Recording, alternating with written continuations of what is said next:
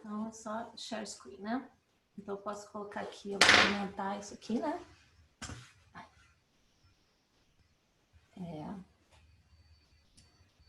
Isso aqui. Onde? O verde. Ah. E aqui embaixo. Diferente, né? Tá, beleza. Ih, mas agora eu não vejo as pessoas. Ah? Cadê as pessoas? É. Ah, ok. Perfeito. Posso fazer. E, Leandro? Como é que eu passo os slides? Como é que eu faço os slides não conseguirem passar de um para o outro? Como você não pode passar de um para o outro? Você botou já? Você share? Não, ainda não. Eu já posso share, Rodrigo? Pode sim. Posso? Então vamos fazer logo de uma vez, deixar tudo. Acho que você tem que deixar... É, tem que autorizar a gente poder share screen. Espera só um minuto, então. Pronto.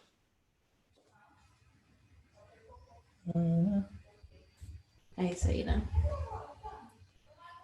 Pronto. Aí, como é que eu faço para passar isso que eu estava tendo dificuldade? Ah, tem que dar uma picada aí. Isso. Tá, beleza. Perfeito.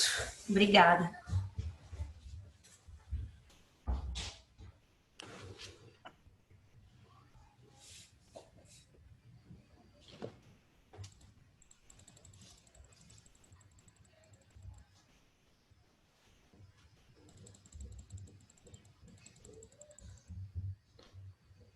Silvia, vamos esperar só mais 4 minutinhos, começar às 7h05, só para dar tempo de todo mundo entrar.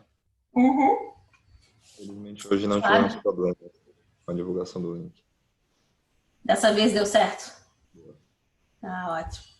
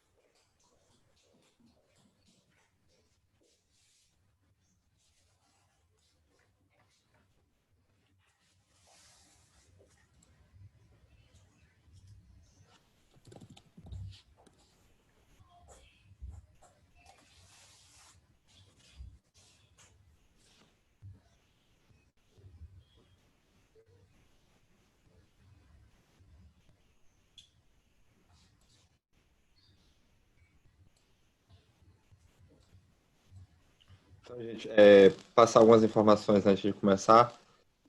Lembrando a todos que nessa sexta-feira nós retomaremos os seminários no formato mesa de congresso, também uma mesa sobre educação, e provavelmente na próxima semana a gente vai estar divulgando alguns vídeos que foram gravados em alguma plataforma pública. Tá? Então a gente vai divulgando aos poucos. Tem alguns vídeos que precisam ser editados, mas vamos dar início também a essa divulgação. Então vamos lá, eu vou... Então, dando início, queria agradecer a Silvia por ter aceitado o nosso convite e estar participando do seminário da SBE de Economia Aplicada. E passar a palavra, Silvia. Você, Obrigada.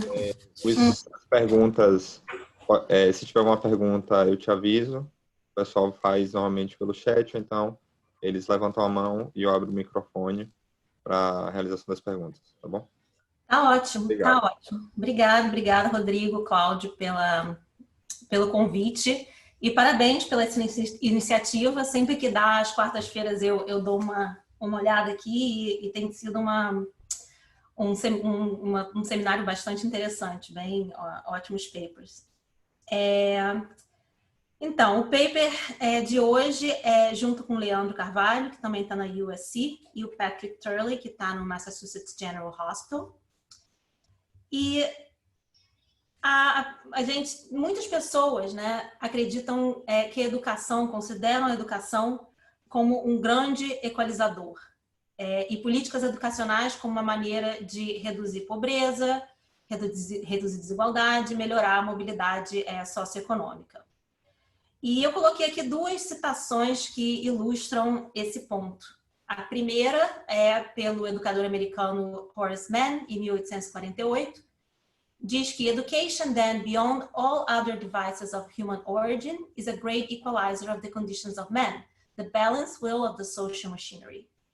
E muito mais recentemente, em 2011, tem essa citação aí do secretário americano da era Obama, que diz, in America, education is still the great equalizer.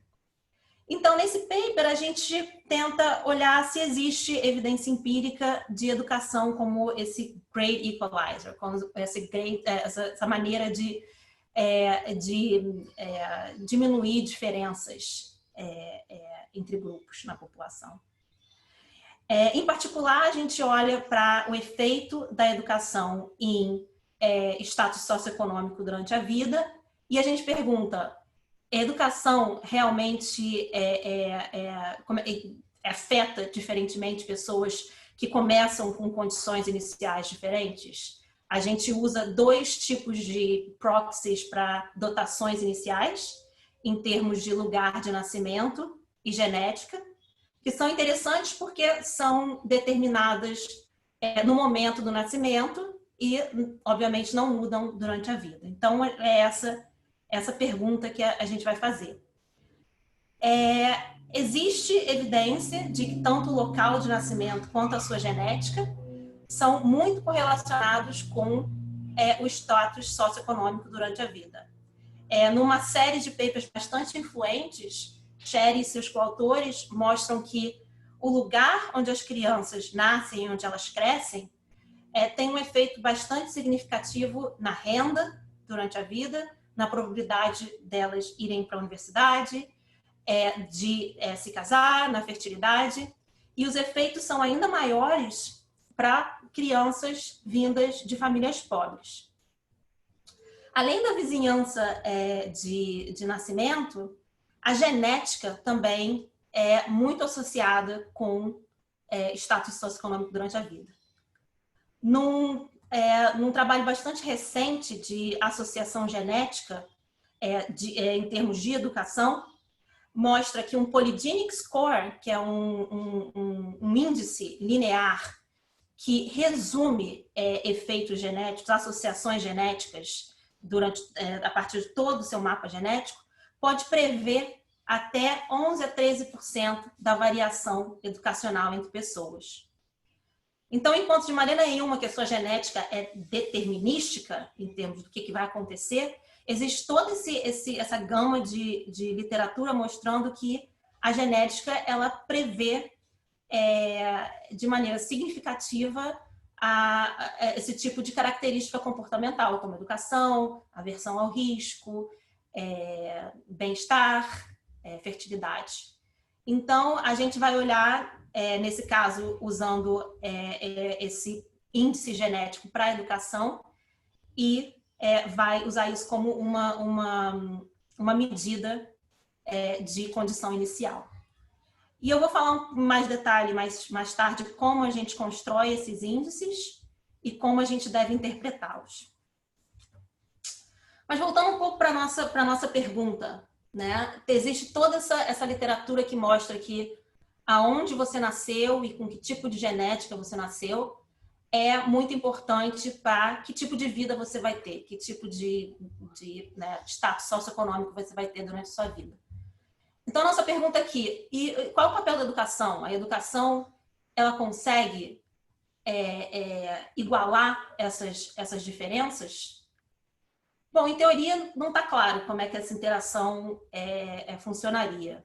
Por um lado, a educação pode compensar por vantagens individuais, né? Você pode ter, por exemplo, retornos marginais decrescentes na produção de status socioeconômico, o que sugeriria que a educação poderia, sim, equalizar, diminuir diferenças.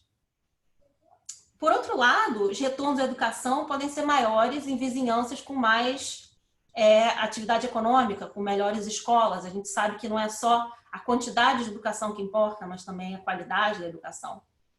Ou pessoas mais espertas, pessoas com certos tipos de características, de habilidades, podem se beneficiar mais dado um montante de educação. Então, nesse paper, o que a gente faz é perguntar isso. A gente usa uma mudança de educação compulsória como um experimento natural, né, para lidar com a endogeneidade das escolhas educacionais. Apesar da educação compulsória não ser o único tipo de política educacional que existe, é uma política educacional bastante popular no mundo. Muitos países regulamentam a idade em que as crianças têm que estar à escola e a idade até a qual as crianças precisam permanecer na escola. E uma das maneiras que os países fazem para aumentar o nível educacional de suas populações é aumentar esse período de educação compulsória. A gente vai olhar para um tipo de reforma de educação compulsória na Grã-Bretanha, que se deu em 1972, chamado ROSLA, que é Raising of School Leaving Age. E nessa reforma, a Grã-Bretanha aumentou o nível, a idade em que as crianças podiam deixar a escola de 15 para 16 anos. Então, foi um aumento em educação secundária. E mais interessante para os nossos propósitos é que esse aumento ele só afetou estudantes que nasceram a partir de 1º de setembro de 1957. Então, o que isso nos dá é uma descontinuidade bastante clara no nível educacional por data de nascimento e nos permite usar um modelo de regressão descontínua para olhar o efeito dessa reforma em salários muitos anos depois. Existe já uma literatura que documenta os efeitos dessa reforma, mostra que a reforma aumentou a educação e aumentou salários de maneira bastante significativa. E o que a gente vai refazer esses efeitos, né? Reproduzir esses resultados com os nossos dados. Mas aqui a gente está interessado numa coisa um pouco diferente. A gente está perguntando aqui como esses retornos da educação variam, se eles variam e como eles variam com essas proxies de dotação inicial. Né? Em particular, a gente vai olhar para o lugar do nascimento ou a qualidade da vizinhança que você nasceu, qualidade sendo medida por medidas de status socioeconômico médio na localidade em que você nasceu, próximo do ano em que você nasceu. E a gente vai usar esses índices genéticos, usando o seu mapeamento genético, que é determinado, né, durante a concepção e que não muda, e calculando a partir daí a sua predisposição genética para ter educação.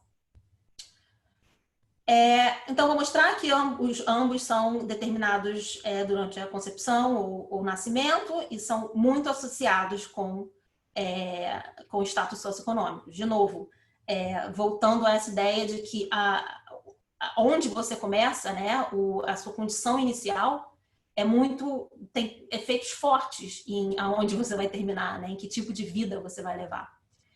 E a nossa pergunta principal aqui é: como é que a educação afeta essa associação entre essa dotação inicial e status socioeconômico? Você tem um efeito de educação ajudando as pessoas a superar desvantagens, ou você tem um reinforcement, né, de educação aumentando ainda mais essas disparidades? Vou falar bastante rapidamente aqui da literatura, de algumas literaturas que são relacionadas. Tem uma literatura, primeiro, bastante extensa, que usa modelos mais estruturais e olham para como o retorno da educação são normalmente positivamente relacionados com habilidades cognitivas e não cognitivas, principalmente quando se tem em conta retornos à educação pecuniários, né, relacionados à renda. Quando você fala em retornos de educação de saúde, por exemplo, é um pouco diferente, mas retornos em termos de salários normalmente são bastante positivamente correlacionados. Tem uma outra literatura que é mais de forma reduzida, que olha para retorno de educação e medidas geográficas de qualidade escolar. Eles mostram, né, Carden-Kruger, que é um paper importante, mostra que os retornos da educação são maiores em estados americanos em que professores ganham mais, em que existem mais professores por aluno, por exemplo. E aí existe uma literatura mais recente que documenta a heterogeneidade genética em termos de renda e riqueza. Eles mostram, em particular, que a sua riqueza no momento da aposentadoria ela é relacionada a esses tipos de scores genéticos, né, de índices genéticos, mesmo controlando por educação e renda do trabalho, coisas assim. Então, em relação a essas literaturas, o que o nosso paper vai fazer primeiro, a gente é mais próximo à literatura de forma reduzida, a gente vai usar esse modelo de regressão descontínua com uma amostra bastante grande que permite a gente ter poder suficiente para estimar essas interações que a gente está interessado. A gente também tem um foco bastante específico nesses endowments, né, em medidas que são definidas no momento do nascimento realmente e que, portanto, são pré-determinadas em relação à reforma que a gente vai usar como experimento natural. E, finalmente, nós somos um dos primeiros papers que faz usa um experimento natural com essas medidas genéticas. Os papers normalmente estão usando essas medidas genéticas com variação observacional e a gente está usando esse tipo de experimento natural com esses índices genéticos. E por favor, essa é uma das primeiras vezes que eu apresento esse paper, então pode ser muita coisa que não está claro. Então, se você tem qualquer pergunta, por favor, sintam-se à vontade. Vou falar aqui um pouquinho do que a gente acha. A gente acha, basicamente, que não há evidência de que a educação, pelo menos nesse contexto que a gente estuda, é um great equalizer. A gente acha, if anything, na verdade, se você for olhar, ao invés de equalizar, a gente acha que a educação está aumentando essas disparidades. A gente acha que a reforma na Grã-Bretanha, na verdade, reduziu diferenças em educação por grupos de dotação, mas ela aumentou diferenças em termos de salário, se você olha entre esses grupos. E esse aumento dessas diferenças foi ainda maior entre compliers, né, entre as pessoas que foram afetadas pela política. Só para te dar uma ideia, a diferença nos retornos a um ano adicional de educação entre aqueles no topo, no tercio superior da distribuição de endowments, é mais ou menos 5 a 7 log points maior do que os retornos para aqueles no tercio inferior. Então, aí a gente acha, por exemplo, que o retorno a um ano adicional de educação naqueles que estão no tercio inferior é basicamente entre 3% a 5%, de maiores salários, e no tercio superior é entre 9% a 11%. Então, uma diferença bastante grande é altamente significativa. E esses resultados, eles são independentes, se a gente usa a lugar de nascimento ou as duas medidas como medida de dotação inicial. Então, se não tem nenhuma pergunta, eu vou continuar para falar um pouco dos dados que a gente usa para olhar para essa pergunta. A gente usa dados do UK Biobank, que é uma base de dados bastante grande, iniciada pelo National Health Services da Grã-Bretanha. Eles, entre 2006 e 2011, eles entrevistaram mais ou menos mais de 500 mil de indivíduos entre idade de 40 a 69 anos. Então, esses dados foram coletados mais ou menos 34 a 38 anos depois da introdução da Rosler de 1972. Então, uma maneira de pensar sobre essas estimativas que eu vou mostrar aqui são efeitos de educação 30 anos depois, né? Então, o que é o efeito de você ter mais educação secundária nos seus salários quando você tem 55 anos de idade? Várias coisas desses dados são interessantes para os nossos propósitos. A gente tem dado exato de idade, né, de data de nascimento, dia, mês e ano, que ajuda muito na precisão dos estimadores de regressão descontínua. Todo coorte foi genotyped, né? A gente tem informação genética, um mapeamento genético completo para toda essa coorte.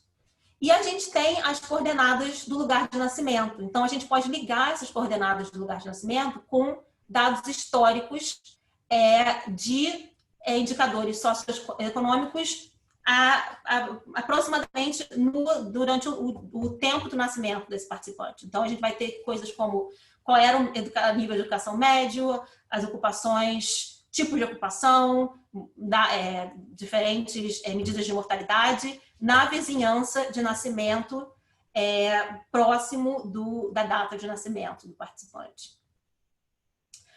Então, isso faz, obviamente, o tamanho da amostra e todos esses detalhes fazem essa base de dados ser bastante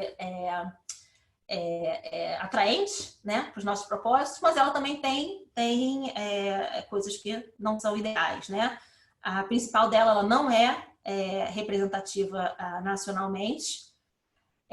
A gente mostra que as pessoas são mais educadas ligeiramente mais educadas do que a população como um todo, que participam dessa survey, dessa base de dados. E a gente também, as medidas, elas têm, apesar de ter excelentes medidas de saúde, as medidas de status socioeconômico não são tão boas. Então, eu vou explicar no próximo slide como é que a gente lida com isso. A amostra é bastante grande, né? 500 mil de indivíduos. A gente faz algumas restrições, a gente restringe para aqueles que têm ascendência europeia, porque, como eu vou explicar, esses índices genéticos são feitos para essas populações, elas não se aplicam para populações que não têm essa ascendência.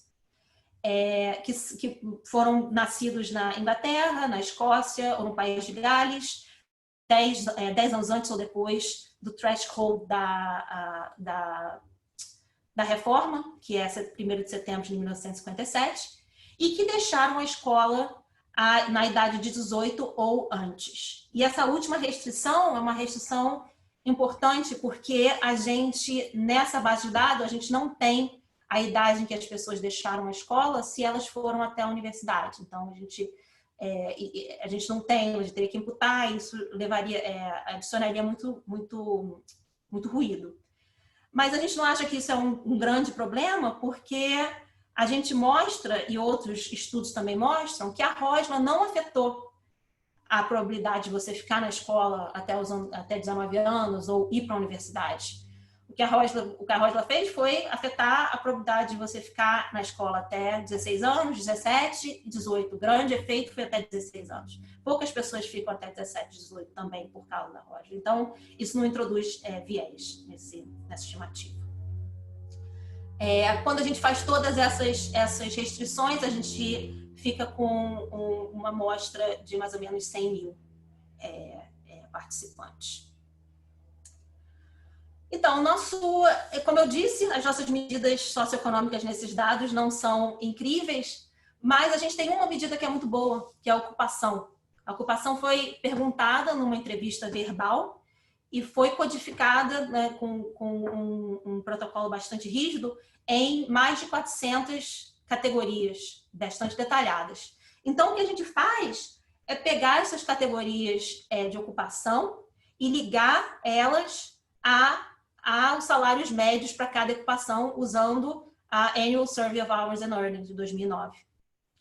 Então, a gente vai usar essa medida de salários baseados em ocupação, mas eu vou aqui, para simplificar, vou me referir a eles como salários. Só para... Essa figura eu gosto de incluir porque ela me parece assim, dá uma certa tranquilidade de espírito, que a gente fez usa esses salários baseados em ocupação, mas quando a gente plota a distribuição cumulativa desses salários por renda do domicílio, que é reportada pelos participantes no UKB, a distribuição de salários parece bastante razoável. Então, as pessoas que reportam ter renda mais baixa, menor que 18 mil libras por ano, têm também a distribuição cumulativa de salários à esquerda. Então, isso dá uma certa paz de espírito que o nosso outcome faz sentido. Vou falar um pouco agora da reforma, né? Da Raising of School Leaving Age, em 1972. Então, em 1972, a Inglaterra, a Escócia e o País de Gales aumentaram essa idade mínima para você deixar a escola de 15 anos para 16 anos. E, como eu mencionei, essa política afetou alunos somente que nasceram a partir de 1º de setembro de 1957 ou depois.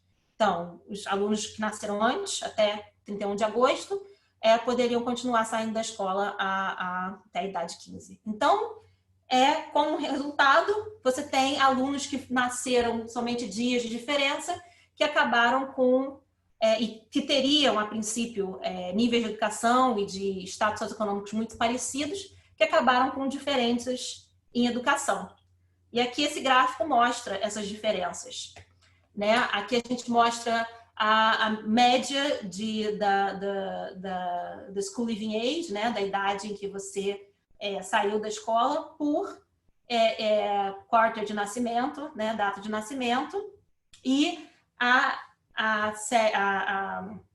linha vertical te mostra o primeiro coorte afetado pela reforma. Então, você pode ver que a educação vinha já crescendo antes, mas que ela dá um salto descontínuo quando a reforma toma efeito, para certos coortes que a reforma tem efeito.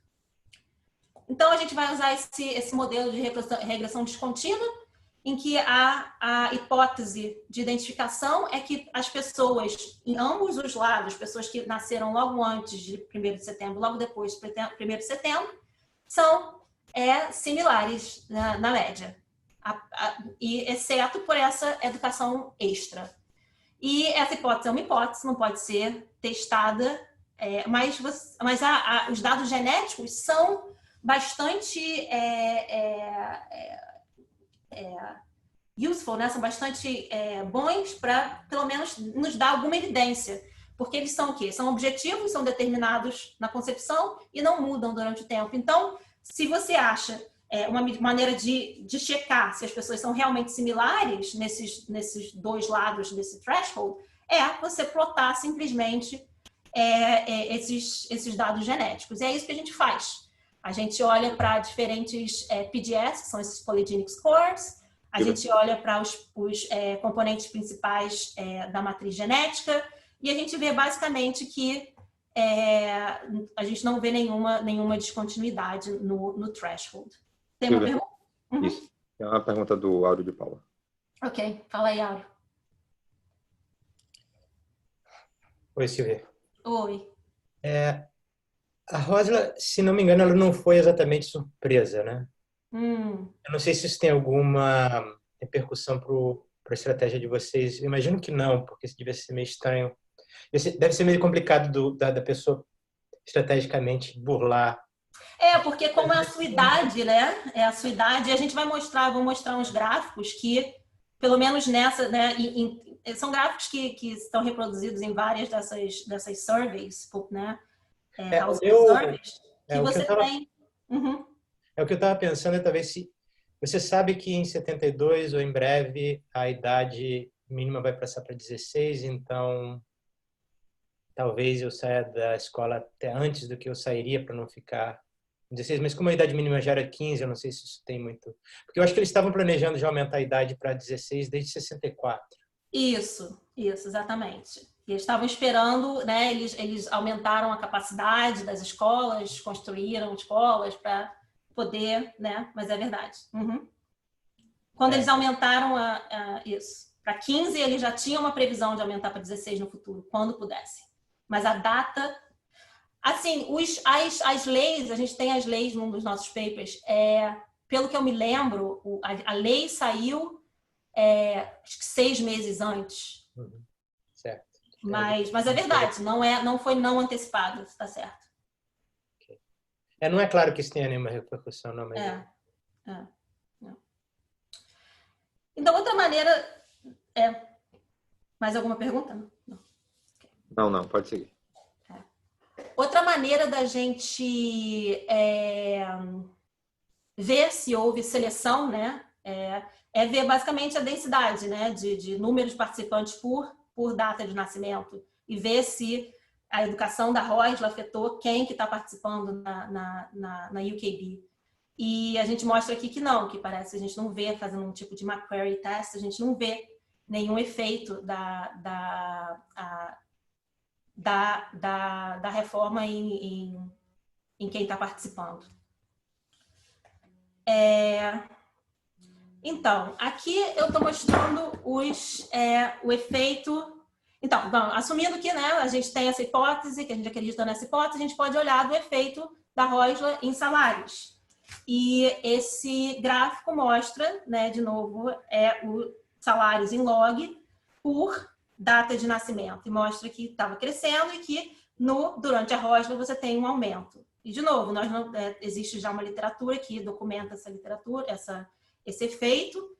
Na nossa amostra, a gente tem um efeito de first stage, né, de primeiro estágio, da reforma aumentando a educação em mais ou menos 1/3 de ano, a reforma afetando, num reduce form na população como um todo, os salários em mais ou menos 1,8%, e a estimativa IV de variável instrumental, na qual você instrumenta educação com a reforma, mostra que um retorno a um ano extra de educação de 5,6%. Então, isso tudo bem, então estou dizendo que a reforma teve um efeito em educação e salários, mas não é bem isso que o paper está tentando responder, né? Porque o nosso paper está tentando responder tá bom, então, mas esse efeito foi diferente para as pessoas que começam em condições diferentes, né? Que começam em condições com essas dotações iniciais diferentes. E o que a gente vê? A gente vê que a educação tem um efeito nessas diferenças entre esses grupos, e esse efeito é um efeito de diminuir diferença, aumentar diferenças. Então, vou começar aqui falando sobre, provavelmente, o que é mais novo para a maior parte de vocês, que é o índice que a gente usa para medir heterogeneidade genética, né? A gente usa o mapeamento genético que o UKB fez para calcular um índice, né? Um resumo que resume como a variação genética da pessoa está correlacionada com a educação dela. nesse caso. Então, esse índice genético, poligenético, ele vai ser uma soma ponderada do tipo de genética que você tem, the number de alelos no SNP-J. O SNP são os lugares no nosso genoma em que a gente difere. Na maior parte do nosso genoma, os humanos são todos iguais, mas existem esses pequenos lugares no genoma em que nós somos diferentes, e isso que nos faz único, né? Faz que a Silvia seja diferente do Rodrigo, seja diferente do Áureo. Então, o que esses índices genéticos vão capturar são essas variações genéticas. Então, vai ser uma soma desses tipos de genética que cada um tem, ponderada por um peso W. E o peso vem do que a gente chama de Genome-Wide Association Studies, ou GWAS, que são feitos numa outra amostra. Então, esses GWAS, o que eles fazem, eles rodam milhares de regressões em que você tem uma característica, no nosso caso, educação, e uma variante genética. E eles estão tentando entender quais são as variantes genéticas que são associadas com, no caso, a educação. E a gente mostra que o GWAS que a gente usa e o score resultante explicam mais ou menos de 12% a 13% da variação em educação. Agora, então isso que são os scores, são médias ponderadas do mapa genético de cada participante, onde os pesos vêm desses estudos de associação genética. Agora, como é que a gente pensa nesses scores? Como é que a gente interpreta esses resultados? Isso é muito importante de falar. O primeiro ponto é que é uma associação. Eles não devem ser interpretados como o resultado causal da genética em educação. Eles não estão capturando somente efeitos genéticos diretos. Uma variável omitida óbvia nesse contexto é o background dos pais, né? O background dos pais, a genética dos pais afeta que tipo de genes você vai receber.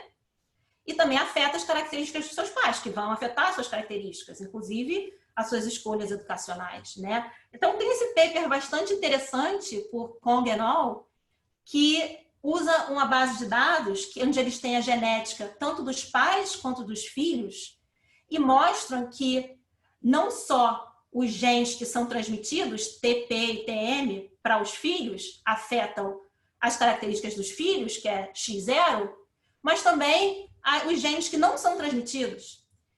Então, eles mostram que tem um efeito direto, genético, a partir da genética dos seus pais, a partir da sua genética, afetando suas características, mas também tem um efeito que eles chamam de genetic nurturing, que é um efeito indireto. E eles mostram que eles calculam que nesse tipo de índice que a gente usa aqui, esse efeito indireto é mais ou menos metade do efeito explicado pelo índice na educação. Então, é importante, quando a gente pensa nesses resultados, que a gente mantenha isso em mente. O outro efeito aqui que a gente tem que pensar, quando a gente está falando em genética, é esse efeito de ascendência, né? Você pensa, é mais fácil explicar dando um exemplo. Se você pensa que se você fizer um índice poligênico para chopstick use, né? Os hashi, né, que você usa para comer comida asiática, você acharia que os índices, os genes relacionados com a ascendência asiática seriam big hits, né? Mas isso não quer dizer que é porque os asiáticos têm uma melhor habilidade com as mãos, mas porque você tem fatores culturais naquela população que afetam aquele comportamento. Então, para lidar com isso, a gente vai usar uma coisa que é bastante comum nessa literatura genética, que é controlar pelos componentes principais da matriz genética, que mostra que controla bastante bem por esses efeitos. Então, esse slide aqui é só para dizer que é importante você pensar que esses índices, eles refletem, sim, habilidades cognitivas e não cognitivas, mas também refletem muitas outras coisas.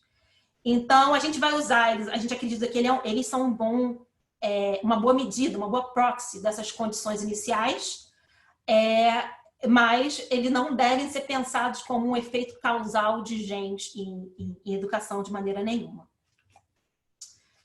Então, só para mostrar aqui com os meus dados as coisas que eu falei lá no início, que realmente a genética é muito determinante, é muito altamente associada com salários durante a vida. Aqui eu mostro como é que o log dos salários é relacionado com esse índice genético. Para compliers, né? A gente define aqui pre-reform compliers como as pessoas afetadas pela reforma, como aqueles que nasceram antes de 1º de setembro de 57 e saíram da escola antes dos 16 anos. Então, seriam as pessoas que seriam forçadas a ficar mais pelo menos um ano quando a reforma vem. Então, você mostra aqui que, para essas pessoas, aquelas que têm o maior índice, têm realmente salários bastante mais altos e é uma coisa bastante significativa. E você vê que aqui uma standard deviation no aumento no índice, aumenta salários em 2,7% para toda a amostra, e quando você olha para os compliers é mais ou menos 1,8%, 1,6%. Vou passar aqui para heterogeneidade. Então, essa é a nossa medida de heterogeneidade genética. Falar um pouquinho da heterogeneidade da vizinhança. A gente usa, de novo, essas coordenadas de onde as pessoas nasceram para ligar com dados históricos em termos de local authority, né, de status socioeconômico em 1961. Então, a gente tem mais ou menos 1.637 dessas vizinhanças. E a gente vai ter, então, para cada vizinhança, mais ou menos o número, a porcentagem média de pessoas em diferentes níveis educacionais, em diferentes ocupações e mortalidade, para aquela vizinhança, mais ou menos no momento que essas pessoas nasceram. E hoje eu vou mostrar para vocês resultados olhando só para a porcentagem de pessoas ficando na escola até 15 anos, que a gente mostra que captura bastante dessa variação em termos de vizinhança. Então, de novo, aqui um gráfico parecido, mostrando que se você nasce numa vizinhança mais favorável, você tem salários bastante favoráveis. É positiva, mas não é significante para os compliers, mas quando a gente olha para a população como um todo, você vê que tem uma associação bastante forte. Então, isso para dizer que realmente essas medidas de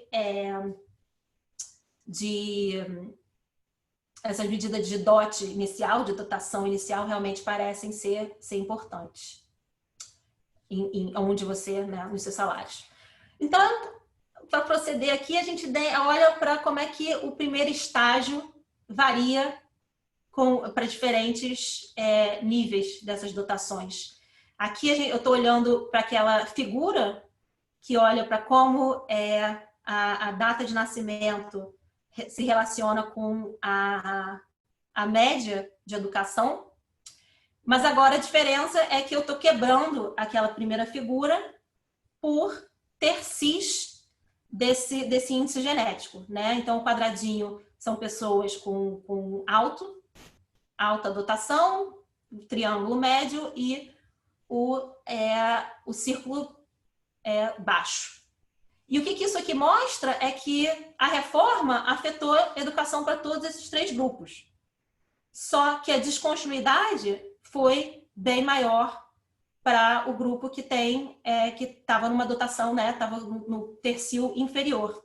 Isso faz todo sentido, né? Se você pensar no que é a reforma está fazendo você ficar até a idade de 16. Aqui eu mostro o mesmo tipo de gráfico, só que ao invés da educação médica, eu mostro a fração, deixando a escola até a idade de 16 ou depois.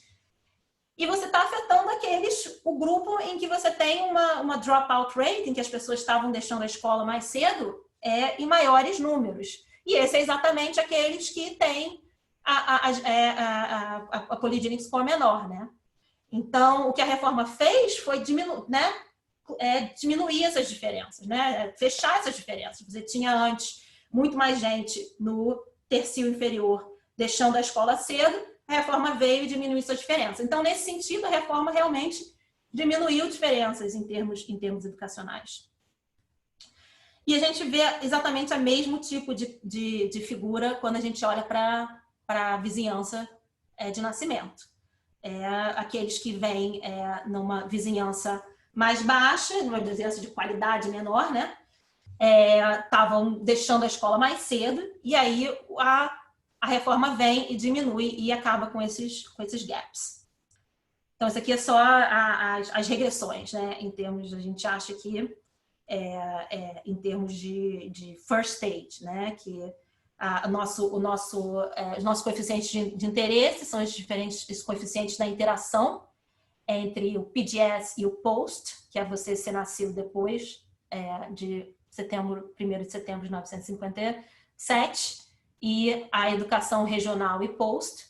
E você vê aqui que são as pessoas com menor PGS e menor de neighborhoods com menor educação que estão tendo um efeito maior na educação por causa da reforma.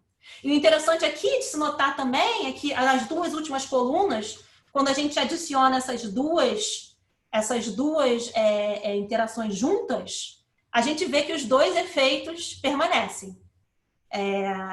Você vê, basicamente não mudam, mostrando que você tem que não é que genética está aqui simplesmente proxying para a geografia, né? Não parece ser o caso, porque quando a gente coloca as duas coisas juntas, as duas são independentemente significantes e o coeficiente quase não muda. Tá, então tudo bem, a gente sabe que a reforma diminuir esses gaps em educação, mas a nossa pergunta aqui realmente mas como é que o retorno dessa educação se diferenciou, né? A reforma afetou os gaps em salário, os gaps bastante grandes que a gente vê em salário entre esses grupos. Então, eu vou mostrar dois tipos de estratégia empírica para responder isso. Primeiro, eu vou olhar para uma estratégia em que mostra essas interações de maneira contínua. Então, aqui a gente tem a nossa medida de educação, que é School Living Age, interagida com o índice poligenético de maneira contínua e interagida com o índice de educação regional de maneira contínua, né? Vou regredir o log de salários nisso, na genética ou na qualidade da vizinhança, na educação e nesses polinômios para capturar as diferenças, os efeitos de coorte, né? Basicamente uma especificação de regressão descontínua. A gente, na forma reduzida, a gente, ao invés de School Living Age, a gente coloca o indicador, se você foi nascido, se você nasceu depois de setembro de 1957, e na variável instrumental a gente instrumenta educação por esse indicador. Então, eu vou mostrar esses efeitos de maneira gráfica. Vou plotar uma linha, basicamente, aqui, né, para o Polygenic Score, que é o alfa 1 chapéu S1 mais alfa 2, alfa 3 chapéu, que vai ser como é que o gradiente, né, de salários e esse índice genético varia com a reforma. E a mesma coisa para a vizinhança. Silvia. Diga. É uma pergunta do áudio. Uhum. Silvia, mais um esclarecimento do que uma pergunta. Uhum. A medida de vizinhança aqui é basicamente a proporção das crianças que saem até 15 anos ou Da população como um todo. população como um todo. É. Classe no Reino Unido é um negócio meio esquisito, né? A passo que a distinção de classe é algo bem ainda presente aqui. Uhum. As local authorities é também um país meio socialista no sentido de que local authority tem que ter council state e tem uma integração muito maior, por exemplo, do que nos Estados Unidos. As pessoas morando perto umas das outras, né? Uhum. Vocês têm informação para medir vizinhança, levando em conta, por exemplo, a proporção dos habitantes na local authority que moram em council state ou com subsídio ou algo do gênero? Essa é uma boa pergunta. A gente... Esses dados históricos a gente conseguiu de um website chamado Vision of Britain, que é um professor que colocou junto esses dados. E eu acho que existe alguns dados de council housing, sim, mas eu não sei se eles existem para né, tão far back, Certo. 1961. Então a gente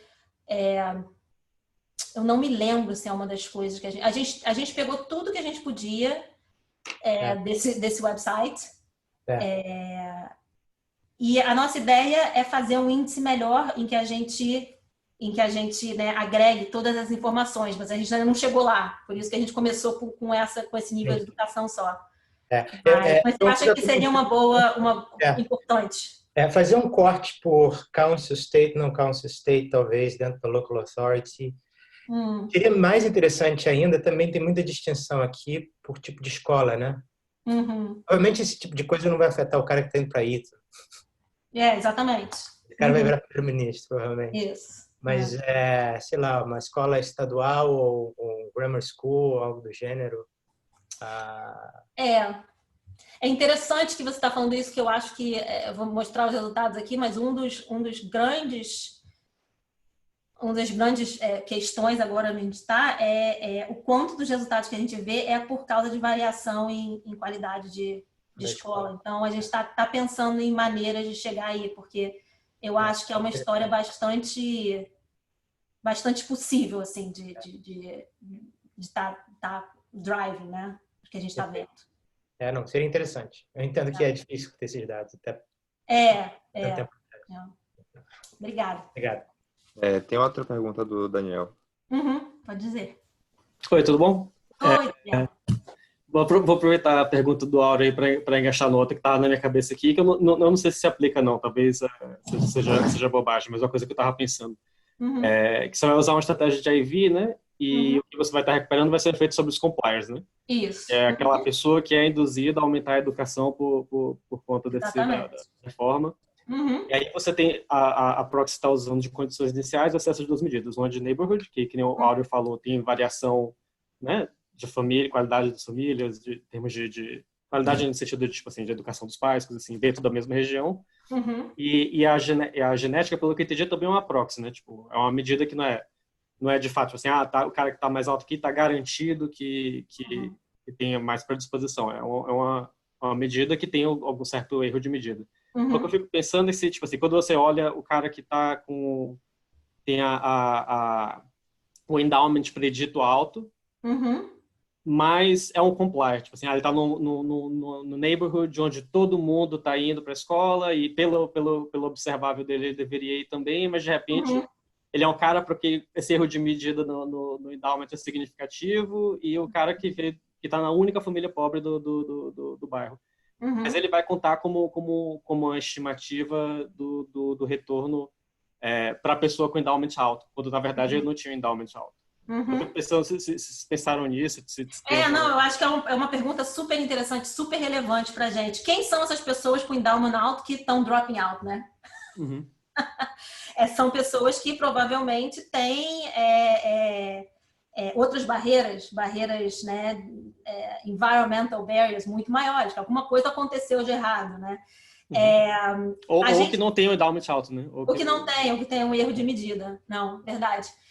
O que a gente fez foi ver como é que esses compliers diferem, né, usando esse método que eu falei de definir compliers, ou o método Abadi de definir compliers,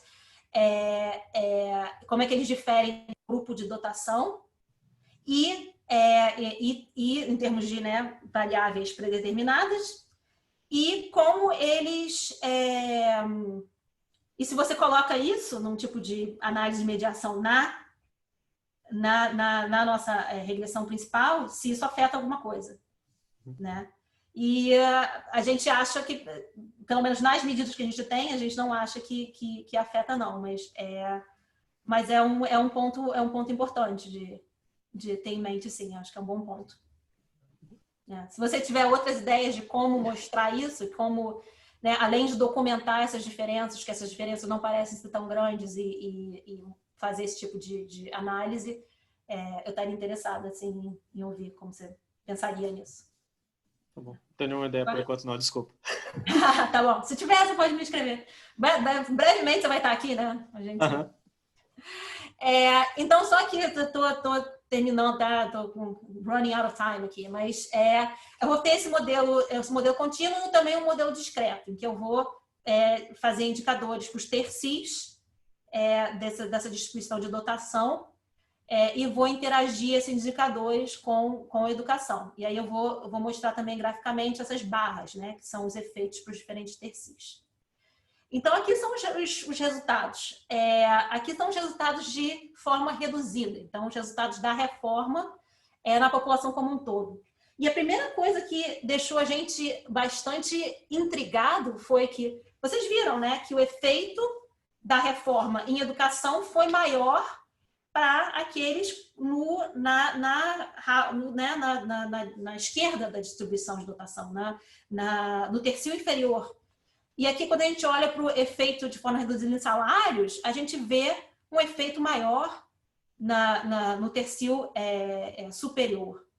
E é altamente significante. A linha é o modelo contínuo, você vê um p-valor aí de 0,0037, que é bastante surpreendente, né? Por que o efeito em salário foi tão maior para esse grupo se o efeito em educação foi maior para o grupo inferior? Aí, de novo, a gente volta a pensar na história que o Daniel estava... Quem são essas pessoas que não estavam, né? Que estavam dropping out, que agora estão ficando na escola mais? Talvez sejam pessoas que tenham realmente um retorno maior à educação. E a gente vê, em certo sentido, uma coisa similar quando a gente olha para a vizinhança, qualidade da vizinhança. A linha não é tão... a magnitude não é tão grande e não é tão significativa, e você pode ver que os estimadores para os tercis não são monotônicos, mas, de novo, a mesma história permanece. Aqui você vê os efeitos, de novo, das regressões. No nosso interesse são essas interações, e você vê que são todas positivas. De novo, a gente usa diferentes, né, 4 anos, 10 anos, usa diferentes tipos de polinômio, e são bastante robustos. Agora, esses são os resultados de IV, que não surpreendentemente, dado o tipo do first stage, né, o que o first stage mostra, esses resultados são ainda mais, esse gradiente é ainda maior, é maior e mais significante, né? Você vê aqui que o retorno a um ano adicional de educação é mais ou menos entre 3% a 5% para o tercio inferior, e é basicamente 9% a 11% para o tercio superior. É importante manter em mente que naqueles gráficos iniciais que eu mostrei, em como os salários dos compliers, né, pre-reform, variam, no perfil inferior e superior era em 4%. Então, o que isso está dizendo é que a reforma mais do que dobrou a diferença entre salários antes. Então, não só não houve equalização, como houve um aumento da disparidade bastante grande. E, de novo, a gente vê o mesmo tipo de resultado quando a gente olha para a vizinhança. E aqui, de novo, eu mostro aqui os resultados de IV. Essas interações são altamente significantes. E, de novo, as duas últimas colunas, você pode ver que a gente continua com esse resultado. Quando a gente coloca as duas interações juntos na regressão, as duas permanecem basicamente inalteradas, o que é bastante interessante. Nos últimos... Eu tenho mais 2 minutos? Como é que tá, Rodrigo? Sim. Então, nos últimos 2 minutos, então, eu queria só falar um pouco de, né, de repente eu vou falar um pouco... Bom, esse aqui é importante. Uma das coisas que vocês podem estar pensando, mas ela está restringindo a amostra para essas pessoas que saíram da escola até a idade de 18, né? Por causa desse problema nos dados. Então, pode ser que você está aumentando o status socioeconômico dessas pessoas. Essas pessoas estão no tercio, né? No bottom da distribuição, e isso pode estar igualando, né? Então, aqui a gente faz esses reduce form effects para a população como um todo, sem tirando essa restrição. Então, isso aqui eu estou mostrando a diferença entre log wages, entre log salários, entre o tercio superior e inferior, da Polygenic Score e da vizinhança.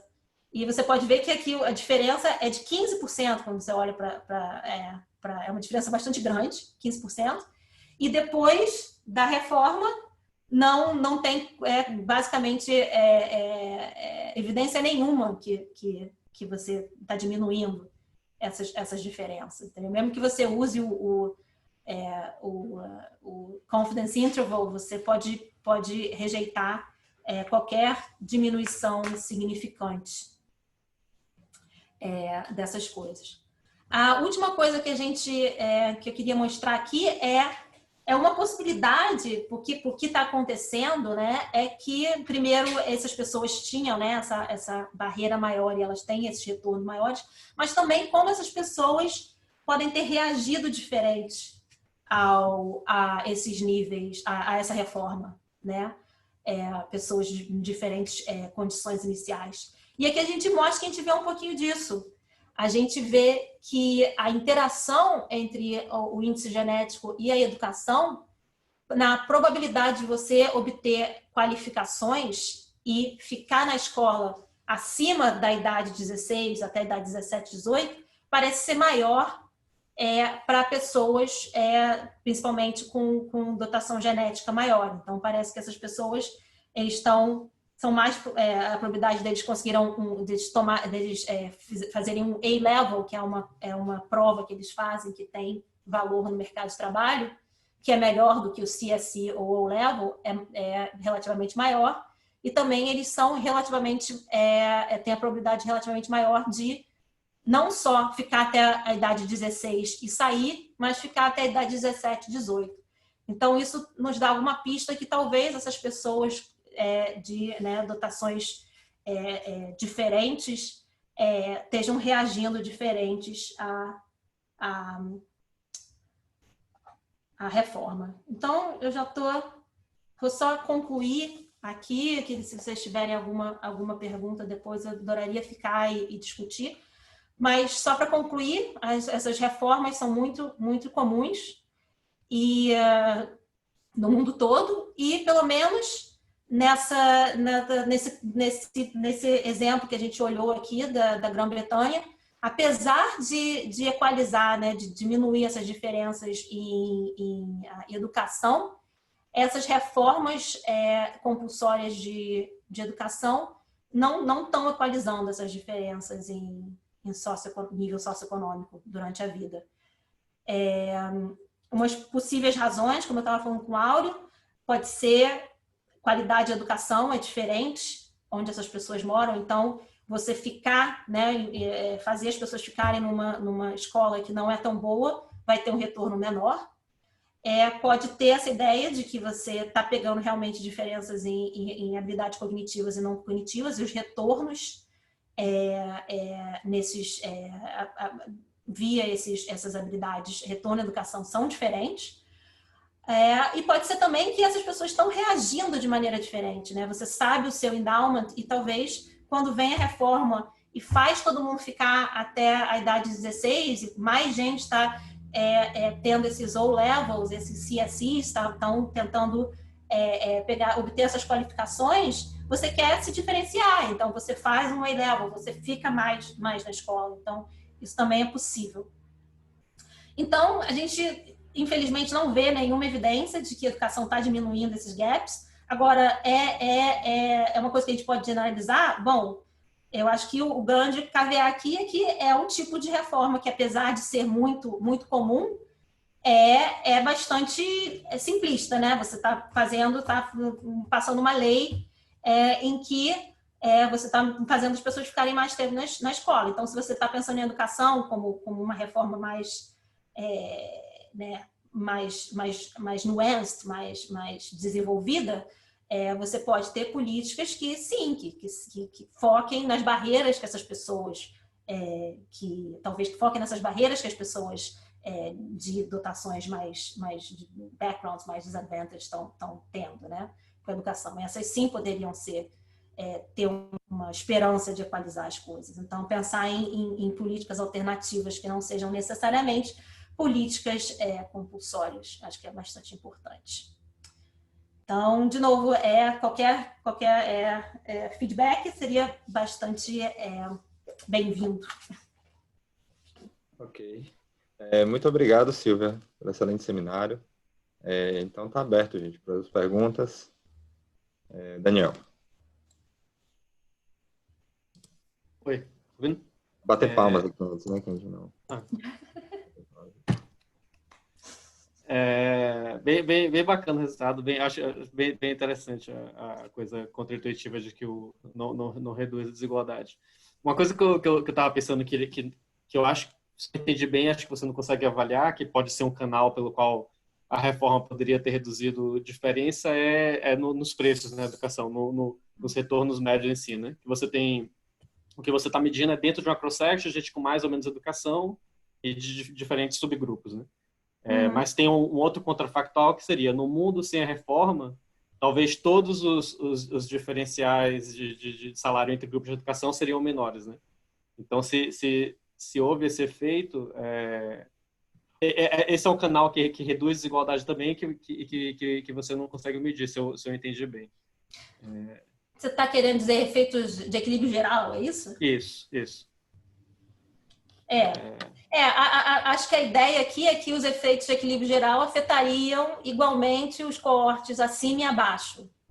Isso, mas o ponto é que, tipo assim, nessa economia contrafactual, onde não teve a mudança, talvez a desigualdade tivesse sido maior porque tem mais desigualdade entre grupos.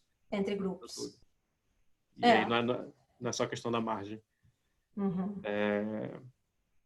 Isso.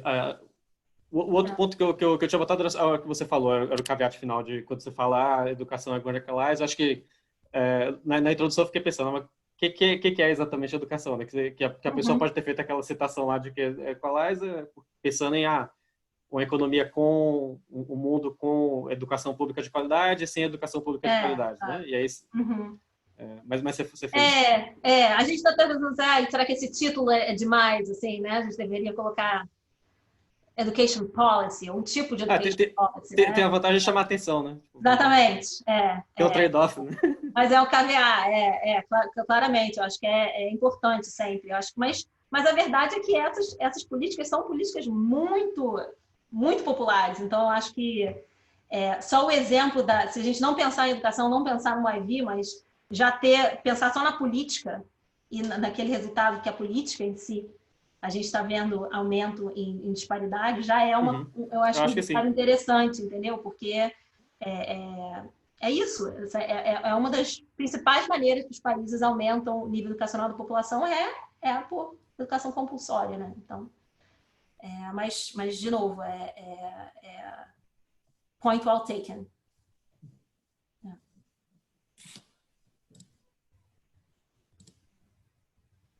Mais alguém tem pergunta?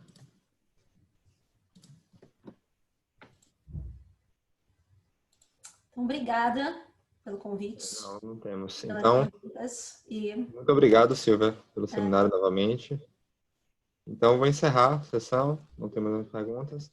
Então, até sexta-feira, pessoal, o nosso seminário no formato mesa de congresso. Até. Tchau, tchau. Obrigada.